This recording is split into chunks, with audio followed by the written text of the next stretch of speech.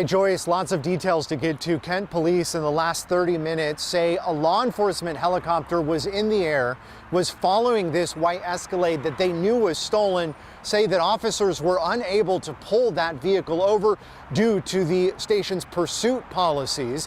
We now know that the driver of that white Escalade is believed to have pulled over a red Ford Explorer here, left that vehicle, and then jumped into a blue Subaru, and that's where the chase really takes off. Now, that white Escalade was driven by a female driver. They then worked in a pair, allegedly, the male in the Subaru, the female in the white Escalade, and just a few miles from here, that white Escalade SUV clipped the back of another vehicle, flipped, and landed in the woods, took off on foot before being apprehended by both Kent police and sheriff's deputies.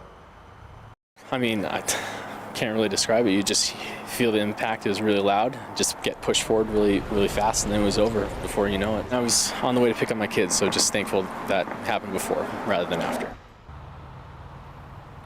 And that man, just amazing. He was able to just walk away from that crash. As for the man driving the blue Subaru, he kept driving, eventually hit spike strips and came to a stop near the intersection of Southeast 232nd Street and Southeast Petrovisky Road.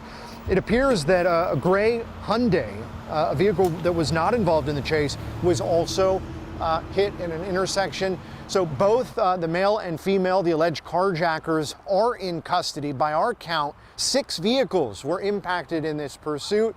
We're still waiting for an update on if any of the drivers, just kind of the bystanders in the situation, were injured. As far as we've heard, they all walked away. Joyce. Which is incredible considering all the vehicles involved. So Sebastian, what do we know about the suspects?